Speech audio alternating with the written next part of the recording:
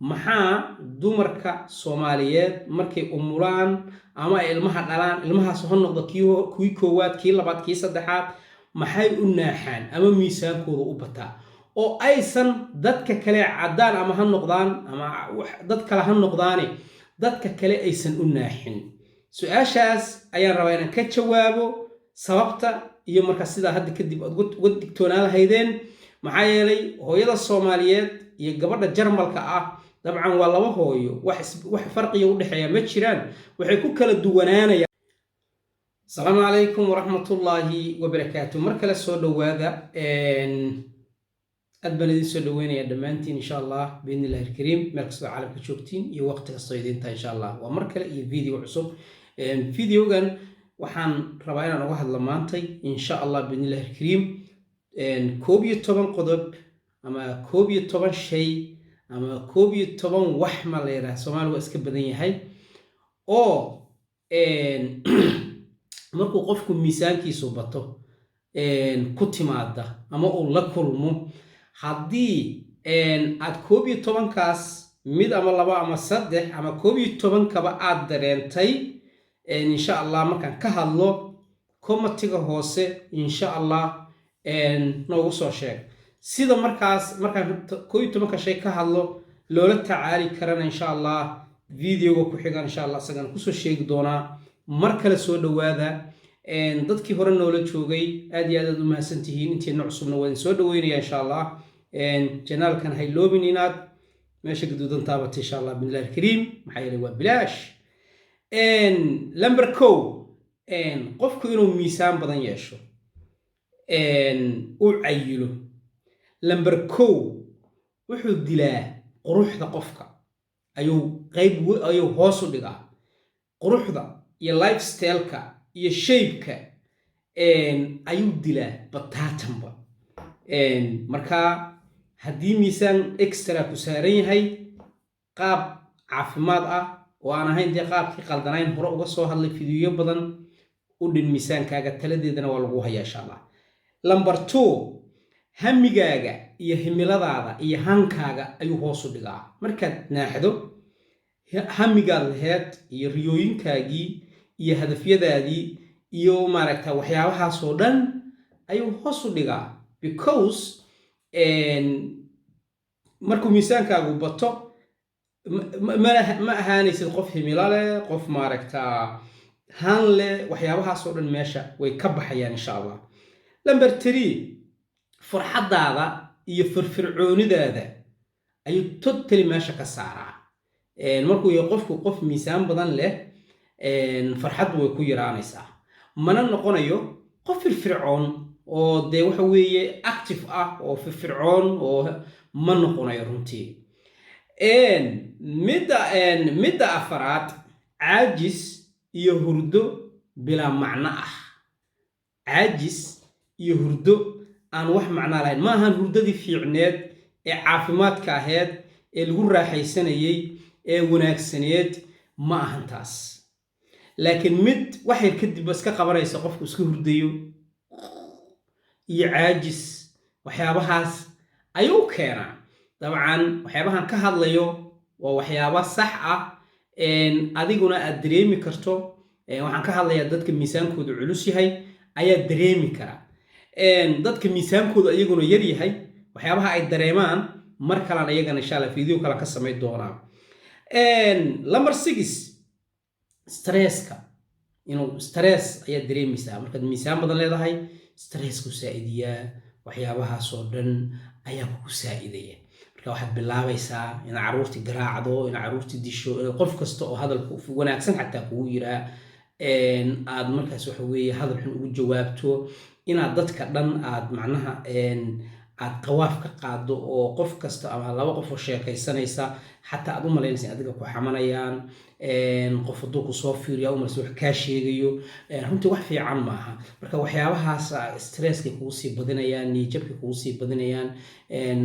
waxyaabahaas iyo qayb ka mida tusaale ahaan waxa soo gelaysa halkaas inaad xoogaa yara xaasid noqoto oo markaad aragto qof dee shayba ama qurux badan ama style haysta aad xoogaa yara aad markaas waxa weeye aad wax yar shaydaanku ku yiraahdo qofkaas is not good. lambar 7 runtii lambar 7 xaaladan waa xaalada caafimaad waay ayuu markaas waxa weeye miisaanka markuu barto oo sanka la gelaya ama dee la kulmaysaa waa sonkortii dhiig karkay kolestaroolka ayaad halis u tahay markuu miisaankaagu aad overweight noqoto ama kasii badato overweightka wax kasii badanaa jira markaas waxyaabahaas oo kala imanaya sababtay ku imanayaan insha Allah iyo waxa keenayana insha Allah dib baan ka faahfaahi doonaa biidnillaahi alkariim runtii way fiican tahay inta aanad halkaa gaarin ama uusan halkaa kula gaarin inaad iska qabato insha Allah lambar 8 cimri degdeg ayuu keenaa miisaanka badan tusaale waxa laga yaabaa da'daad yar tahay in lagu arko qof weyn ama dadku ay ku dhahaan waxa tahay maamo weyn ama waxa tahay aabbo weyn ama waxa tahay qof weyn baa tahay ama da'daas ma jirtid marka sidaas darteed cimri degdeg uu keenaa oo cimri degdegaasna waxyaabo badan ku hoos jira dhanka kalena waxa weey bulshada waxay ku arkaysaa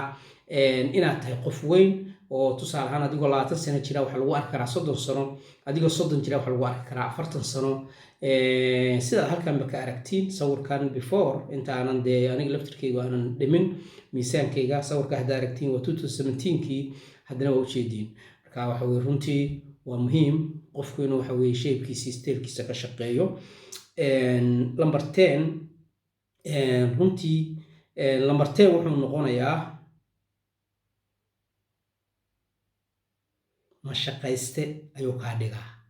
wuxuu kaloo hoos u dhigayaa fahmadaada runtii inaad wax barato inaad wax fahanto inaad maaragtaa wax akhrido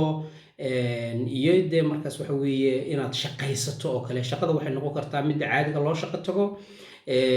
oo maaragtaa la soo shaqaysto waxay noqon kartaa tan guriga laga shaqeeyo oo tusaalaha hooyato kale gurigii iyo hawshii iyo wixii iyo dhaqdhaqowgii iyo nadaafadii iyo carfintii iyo wixii xogaa aad waxa dareemaysaa caajis okay marka runtii iyo qofka caadigaana ma shaqaysta inuu ka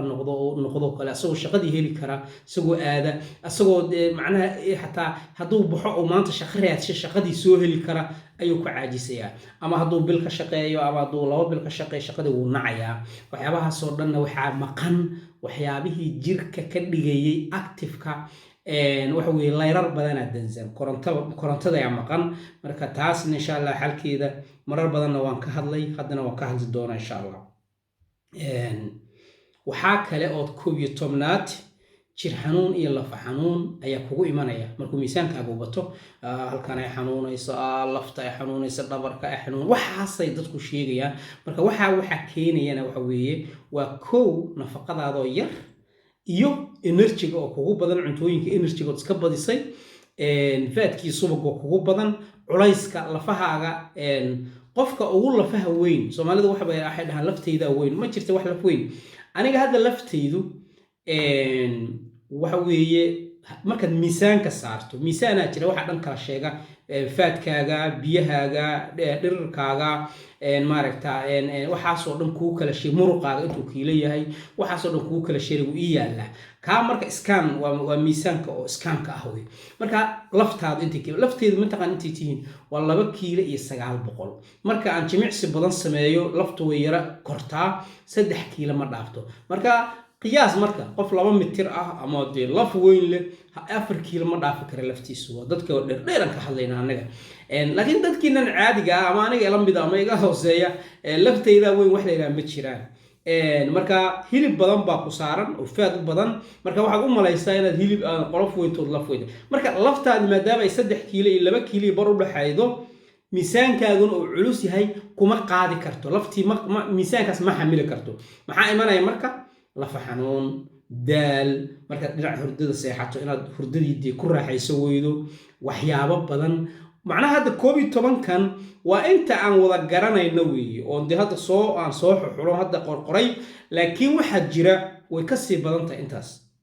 hadaba haddii 11kaas aad isku aragtay ama hadalkaas aan meesha waxa 11 soo diyaariyay aad u aragto inay sax yihiin runtii commentiga nagula soo wadaag biidnillaahi alkariim waxaan rabaa marka inaan ku xijiyo muuqaalkan insha Allah maxaa dumarka Soomaaliyeed markay umulaan ama ilmaha dhalaan ilmahaas oo noqdo kii koowaad kii labaad kii saddexaad maxay u naaxaan ama miisaankooda u bataa oo aysan dadka kale caddaan ama ha noqdaan ama dad kale ha noqdaane dadka kale aysan u naaxin su-aashaas ayaan rabaa inaan ka jawaabo sababta iyo marka sidaa hadda kadib aad uga digtoonaan lahaydeen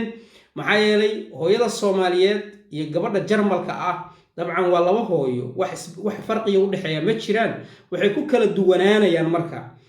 meesha lagu kala tagayo waxay tahay hooyada Soomaaliyeed waxay cunto hooyadan Jarmalkana waxay cunto ama Swedishka ah ama okay taasaan marka muuqaalka xiga insha Allah ka dhigi doona haddii aad 11 shay isku aragtay miisaankaaguna badan yahay hal iyo coachina aad rabto teleefankayga waad soo wici kartaa laakiin waxa markasta komitiyadayda buuxiyay ama farriimo ii soo diray runtii dad aan coach garay karin oo markaas aysan macquul ahayn in markaas waxa weeye baradhagtigii ama nutritionkii aan u helo dadka jooga Soomaaliya dadka jooga Afrika dadka jooga Carabaha dhulkaas oo dhan runtii way adag tahay insha Allah marka aad baan ugu cudur daaranayaa marar badanna waan ka hadlay waan jeclaa lahaa laakiin waxaan fahmi waayay sababta ay dadkaasu aad ii soo wacayaan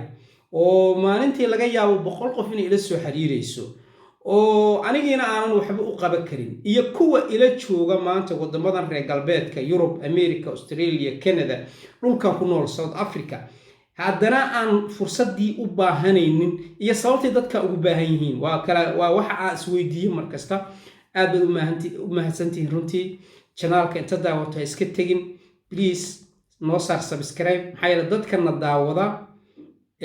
dadka muuqaalka daawada iyo dadka subscribe-ka noo ah runtii waa kaafiya kala dheeri marka insha Allah in ilaahay muraadkaaga kuu sahlo khayr ah jannadiina oo ku geeyo channelka aad ku xiran tahay oo faa'iidooyinka badan ka hesho ha ka masuugin inaad sayso subscribe insha Allah aad baad u mahadsantihiin muuqaalka noo xiga insha Allah waan idin sheegay salaamu calaykum waraxmatullaahi wabarakaatuh